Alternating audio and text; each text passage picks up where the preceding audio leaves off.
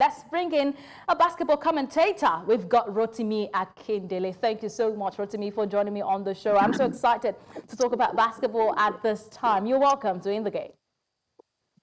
Thank you very much. Good afternoon.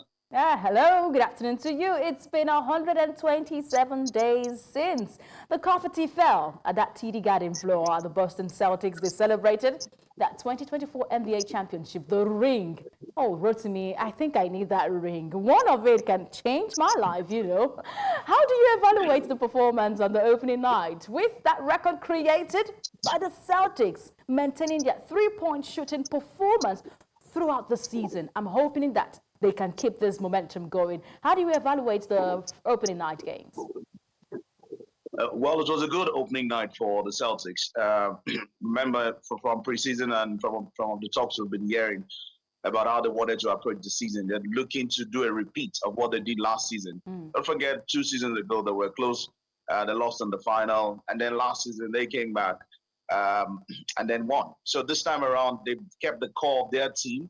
The only sketchy name was Jayson Tatum. And I'm sure after yesterday's performance or earlier as of today, the performance from today, a lot of persons or a lot of Celtics fans would have, had to like sweep that under the carpet that Tatum is here to stay.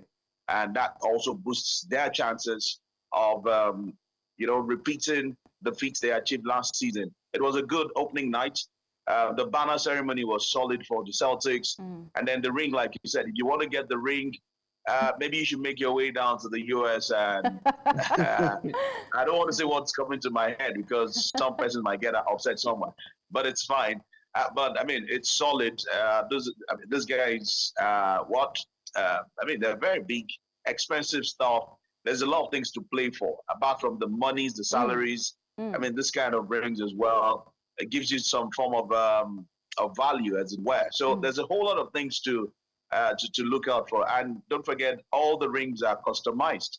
So if you have one, you have your name embedded, and then you have all the details of what it's worth and all that. It's a diamond ring. So it's all good. But then, like you rightly mentioned again, outside of the ceremonies and the celebrations, the barrage of three-pointers was solid. First, they tied their old franchise record of 17 in a game. That's talking about Boston Celtics. And then went on to break it by, of course, going past that 17 before tying that of Milwaukee Bucks at 29. And it's an NBA record as well. So it's a new franchise record. They tied that record with the Bucks. So it was a good night. I think what they've shown is New York Knicks are one of the sides that should trouble Boston Celtics this year. Forget this loss. New York Knicks are still solid. I think they will come back stronger.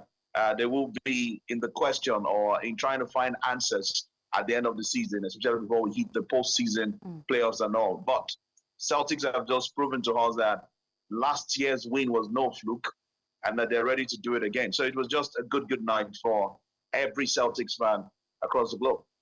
Good night indeed. I've got Okwe here too. I'm sure he's got questions for you. But before Okwe shoots, I must say, you talked about the New York Knicks. Yes, they're coming off the back-to-back playoff exit from the Eastern Conference. That semi-final there. And similar to the Celtics, 2 summers ago, they used this offseason to revamp their roster with 2 significant additions. Will they be able to bounce back from their opening night defeats? And how will they have that new roster being inculcated into that championship aspirations? I know they have Bridges, the new guy, with them. Do you think the addition can bring a little bit of revamp for their play style? Well, you don't have to revamp, really. When you've got a player like that, it's all about squad depth. One of your big names, one of your superstars, one of your go-to guys as a coach, and this talking about Mazulana, might pick up a knock, might catch a flu or something. And then you just want that squad depth. You want to be able to look back or look at your bench and say that, yes, whoever I'm asking to come on can actually deliver. I mean, you look at the starting 5 for Celtics, for instance. There was Al Horford, there was Drew Holiday, there was Derek White, you got Jayson Tatum, and then you have Jaylen Brown. These are men on a regular day you want to have in any team, any NBA team. And if you have that starting 5, it was almost going to be another record-breaking start in the first half, where they were leading by as much as 43 points. That's not That kind of result, we hardly see it in the NBA. But because of the quality these guys possess, for a coach like Mazzulla, I'm sure he's just smiling and doing the little basics because he knows that these guys can actually implement whatever he wants them to do on the night. So having one or two players, like you said, is just all about squad depth. Maybe not necessarily revamp their style of play, but for me, it's all about squad depth, and that's key for any championship winning side. All right, Okwe, go ahead with your question. All right, then, still talking about, what the trades meant for most of these teams, in particular, talking about the Timberwolves and the Knicks, who had some major trades. For the Knicks, they got Karl Anthony Towns from the Timberwolves. They got Mikal Bridges as well, who both of them, they got straight into their starting five, which was good. But then, talking about the Timberwolves in particular now, they lost someone like Karl Anthony Towns, who for me was a huge playmaker for them. Fine, they got Rudy Gobert still there, and they were able to get Julius Randle back at the Timberwolves. But comparing Karl Anthony Towns to Julius Randle, do you think the Knicks got an upgrade, and you possibly think that Julius Randle is a downgrade to Karl Anthony Towns? Well, I think I don't want to. Should I use the word upgrade? Maybe upgrade might sound a bit harsh, but to be honest, I think we'll just stay with the sporting term where they've got quality in Karl Anthony Towns, no doubt. Like I said, like I always say, rather, it's a professional sport. Anything can happen. You might bring all the quality, all the finesse, all the vibes, and then pick up one injury, and then the season is done. So yes, it's a good addition for the Knicks. Like you rightly pointed out, they've been knocking, on let us try and see if we can get into the finals and play in the conference finals, then probably advancing to play into the NBA finals as well. But back to your question, I think it's a quality man. It's going to bring a lot of addition to that squad, no doubt. I don't know if the coach wants to build the team around him, because if you look at all NBA teams, there's always somebody the coaches wants to build a team around. Will Towns be the guy for the Knicks? I do not think so. I think it will be too rushed, but fingers crossed, we'll wait to see how that pans out. But in terms of the kind of man they got, I think it's quality, and I don't want to go into that comparison. I think we should leave the sleeping dog to lie, indeed. But let's talk about Lakers right now. Rotimi, for the first time in 4 years, the Los Angeles Lakers, they entered this season with the most championship in the NBA history. Oh, LeBron James, he begins that 22nd NBA season, trying that of Vince Carter for the most of the NBA history, of course. Can LeBron James lead the Lakers on another deep playoff run at that at the back end of his 22 year in the season? And also remember that in the game against the Timberwolves, we saw LeBron James. He set the less flattering NBA record during that opener. He now has one miss that's surpassing the record that was created by Kobe Bryant, late Kobe Bryant. Yes, LeBron James has got 14,482 away from 14,481 misses from late Kobe Bryant. We're expecting more from LeBron James, but with this 22nd year in the NBA, do you think we can see him taking them to a championship record once again this season? No doubt LeBron is a fantastic, probably arguably the greatest NBA player still around. And then because considering his age, considering number of years he spent, considering his numbers as regards statistics and all that.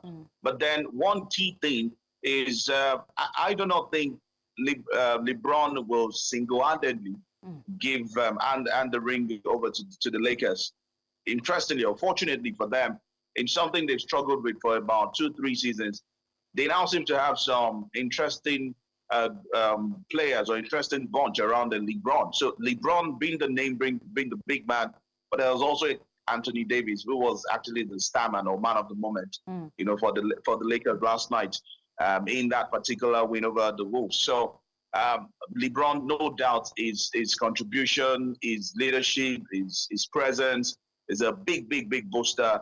And I'm very sure as well that one of the drives, a personal drive for LeBron James, he's achieved one now by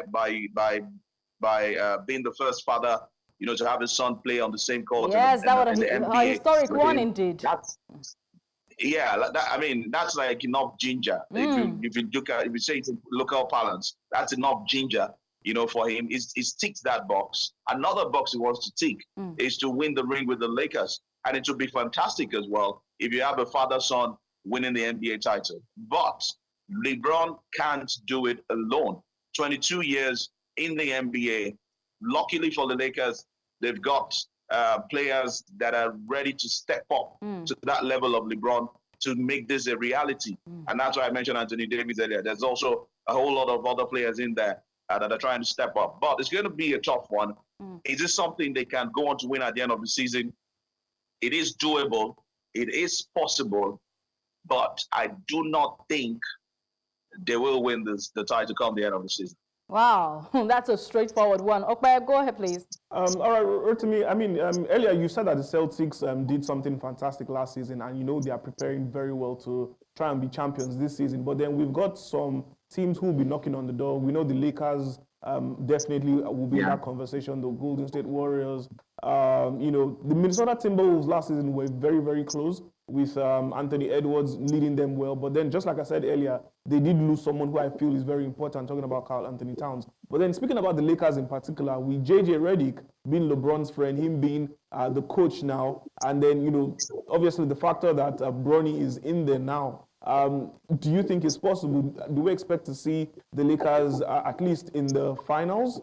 For example, do we expect them to challenge for the title? And finally, in your own opinion, I think I'll just put you on the spot immediately. Who do you most likely think is going to become the NBA champion this season?